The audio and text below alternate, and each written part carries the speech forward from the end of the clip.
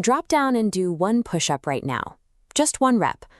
Chances are the mechanics you just used are flawed. Most people use the exact same form they learned in middle school gym class. That habit carries a steep physical cost. Over time, poor form actively damages your rotator cuff while failing to stimulate the chest muscles you are trying to build. Compare the average gym-goer's casual approach with how elite professionals treat the movement. People whose lives depend on real, functional strength respect the push-up as a foundational tool. By putting your ego aside and forgetting about your total rep count, we can rebuild your mechanics from the floor up.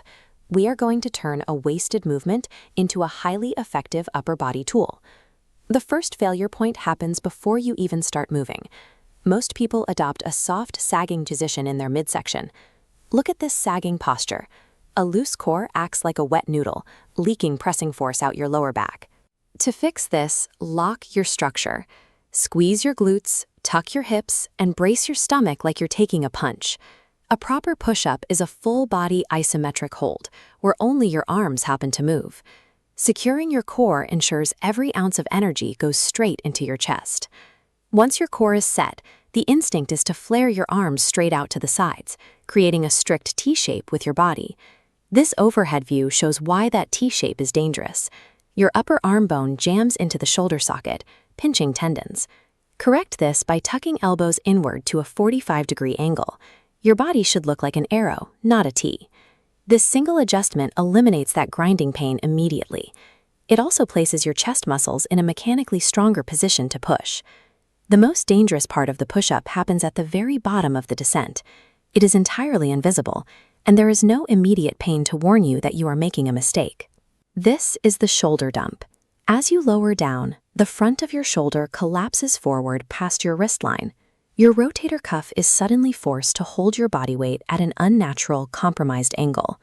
Here is the mechanical fix in profile. As you lower your body, your shoulder blades must be actively pulled together and downwards.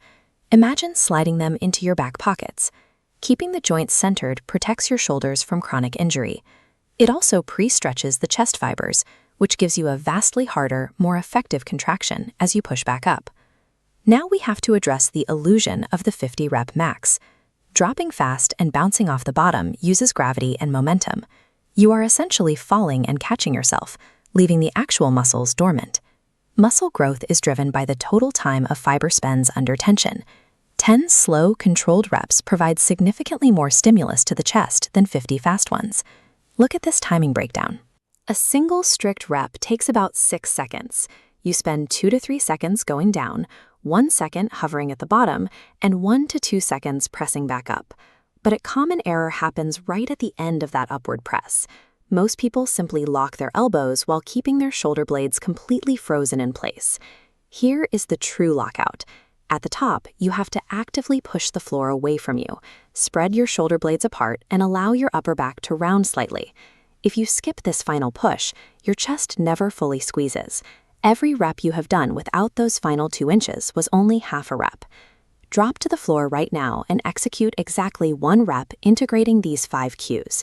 Brace your core, form an arrow with your arms, then descend slowly, retract your shoulders at the bottom, and push the floor away.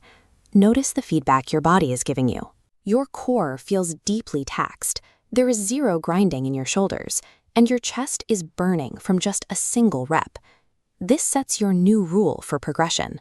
Once you can easily complete 5 of these strict reps, do not chase a higher number.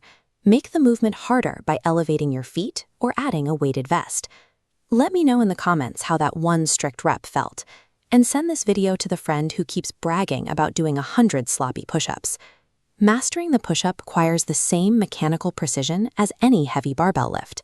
Now that you have the technical cues, your training can finally begin.